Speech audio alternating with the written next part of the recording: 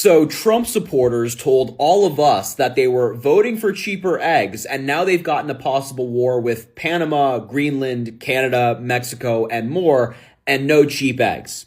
Congratulations, MAGA. You got played by Donald Trump again. Who are you voting for this year? Well, obviously Donald J. Trump. And why is that? Taxes were low. Now the country's a mess. In the last 4 years, my business every year has declined underneath Biden. Did you know we're still under Trump tax policy? Trump, no, actually that's not true because the taxes were raised. That's due to Trump tax policy. I don't believe so. Here's what I want you Trump supporters to understand, right? MAGA, Make America Great Again, is only for you, white men. Because America hasn't been great for anybody else except for white men. Trump's tax plan is actually going to help the middle class. Cutting taxes on tips, overtime, and Social Security benefits? That's a win for regular people like us. On paper, Randy? Yes. But have you thought about the other side of the coin? You may be making more on your paycheck and saving a little on taxes, but tariffs on imported goods are going to eat into those savings more than you think. Tariffs? Come on, that's just protecting American jobs. Protecting jobs? Randy, those tariffs are basically taxes on everything we import. You're paying more at the store for clothes, electronics, and even food. Middle-class families are receiving about $1,000 in tax breaks, but are shelling out an extra $3,000 a year on average because of the tariffs. Basic math means you're in the red. Well, at least he's doing something for workers. The tax break helps with take-home pay. Are you not fucking listening? You might save about $1,000 a year with his tax cuts, but if tariffs are costing you $3,000, you're coming out $2,000 in the hole. That's not a win. That's a scam. So you're saying the tax plan isn't helping the middle class at all? It's helping, but only if you ignore the fine print. It's like getting a 10% discount on groceries, but finding out they jacked up the prices by 20% a week ago. Alright, but at least he's trying something new. Trying something... Randy, it's not new. It's the same old trickle-down nonsense in a red hat. You're cheering for policies that give you crumbs while the ultra-wealthy make off with the whole fucking cake. I guess I didn't think about it that way. Well, I knew that. Thinking critically takes effort. You're focused on the headline, not the bottom line. And that's exactly what they're counting on. I think it's about time you woke the fuck up, Randy. Gosh, I cannot wait until these grocery prices go down. Well, I don't think that's going to happen anytime soon. Well, you're wrong. Trump is going to lower the grocery prices. Oh, what makes you think that? Because he said so. Okay, so while I understand you said that he's going to drop the prices because, you know, he said so, you also said you want him to deport people, right?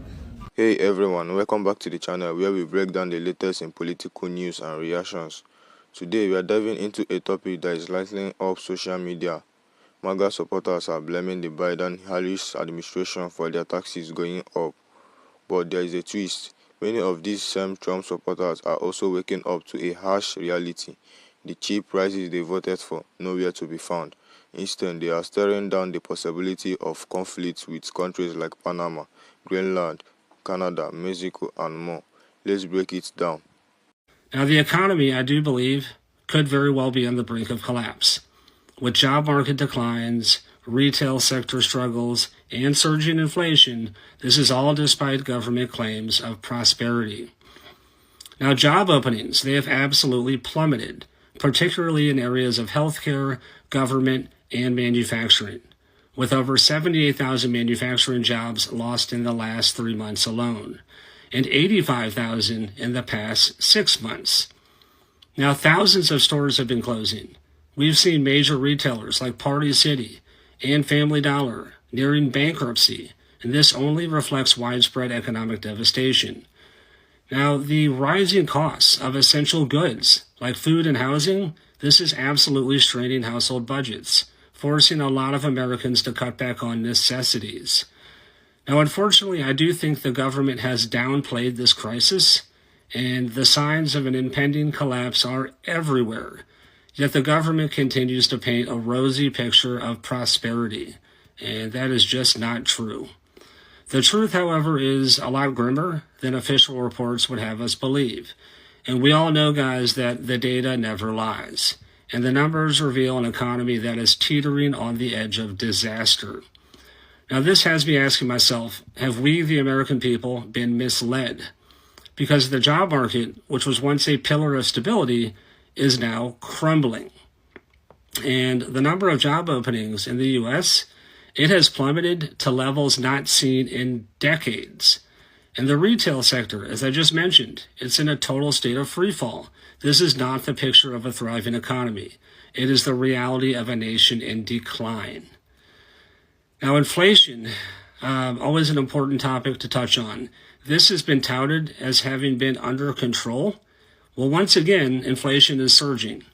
And a recent survey found that over 1/3 of U.S. households have had to reduce spending in order to afford their energy bills. This is not the sign of a healthy economy. Now, the government's response to all of this, it's been interesting to say the least, because instead of addressing the root causes of the problem, I think that they've really downplayed the severity of it all. And the truth is that we are in the midst of an economic downturn, and the situation is getting worse and worse. And the time for action is now. So I do hope the government does start to address the root causes of the economic crisis, and I do think that this can be done successfully under the new Trump administration. Now, we, the American people, we deserve solutions. And this situation requires urgent attention, because I do believe that the future of the American economy depends on it. So I'm not going to argue with people who don't understand how tariffs work and want to tell me that it's not going to raise prices and how it's going to bring back manufacturing to the United States. I'm just going to tell you the facts, and you'll see when the prices go up for yourself. So number one, it's going to eviscerate small businesses because small businesses have no buying power, okay?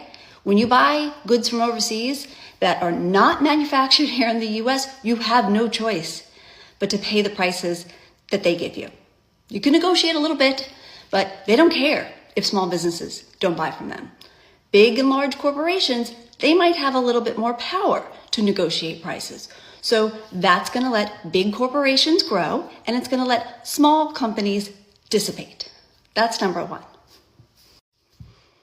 Number two, if you think that manufacturing is just going to magically appear back in the US, that's not going to happen, okay? Maybe large corporations can build factories here in the US and start making their goods here, but that's probably not going to happen, okay? They're going to shift the country that they buy their stuff from, China, where he wants to put all of the tariffs, to other countries that he doesn't want to hit yet.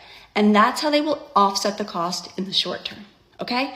But in the meantime, everyday Americans will pay for the tariffs because every single thing that you buy, including that little cap on the milk, comes from China. That's where the plastic comes from.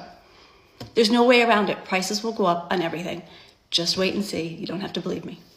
It's fascinating and honestly a bit concerning to see how deeply misinformation and partial narratives shape public understanding of economics and foreign policy.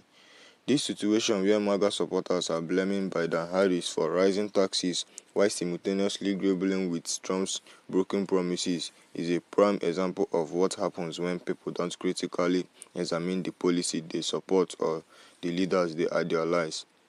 Let's start with tax issue. Many MAGA supporters believe their taxes have increased because of Biden's policy. But if we dig deeper, we find that the Tax Cuts and Jobs Act of 2017 passed under Trump is the real culprit. The law was touted as a huge win for working-class Americans, but the fine print tells a different story. While it gave substantial and permanent tax cuts to corporations and the ultra-wealthy, the tax benefits for middle and lower-income families were designed to phase out over time. In other words, the very people who cheered this legislation are now paying the price as those temporary benefits expired. And yet, rather than directing their anger at the architects of this policy, many are misdirecting it at Biden-Harris. This disconnect between reality and perception raises an important question. How much of this outrage is driven by genuine misunderstanding versus willful ignorance? The information is out there. Economists, policy analysts, and even non-partial organizations have explained the long-term impact of Trump's tax policy, but it seems that for some, acknowledging this truth would mean admitting they were wrong about Trump, a step many are unwilling to take. Now let's shift to Trump's promises of cheaper goods. During his campaigns, Trump repeatedly claimed that his first American policy would lead to lower costs for everyday Americans. He blamed globalization and bad trade deals for rising prices and vowed to fix them. But here we are, and the reality couldn't be further from those promises. Trump's tariffs on goods from China, Canada, and Mexico and the European Union did not lower prices, they raised them. Tariffs are essentially taxes on imports, and businesses often pass these costs on to consumers. So instead of getting cheaper goods, Americans paid more for products like electronics, clothing, and even basic groceries. And it's not just the tariffs. Trump's antagonistic approach to trade relationship with key allies and trading partners, creating uncertainty and driving up costs further. And now let's talk of potential conflict with countries like Panama, Greenland, Canada, and Mexico. Think about how absurd this is for a moment. These are nations with which the United States has historically had strong ties, yet Trump's history and policy has created unnecessary tension. For instance, Greenland became a point of contention after Trump floated the bizarre idea of buying the island, which understandably didn't go over well with Denmark. Meanwhile, his history about Mexico has fueled hostility rather than cooperation. Mexico is one of the United States' largest trading partners, but Trump's obsession with the border war and his inflammatory comments about Mexicans have made it harder to work together on important issues like trade and immigration. And let's not forget Canada. Trump called Canadian Prime Minister Justin Trudeau weak and dishonest during trade negotiations, souring relations with one of America's closest allies. The irony here is glaring. Trump supporters voted for him, believing he would strengthen the economy, lower prices, and make America respected on the world stage. Instead, they are facing higher costs, strained international relationships, and potential trade war that could hurt American businesses and consumers even more. Now, let's address the reactions. Social media is ablaze with people expressing frustration, confusion, and in some cases, outright denial.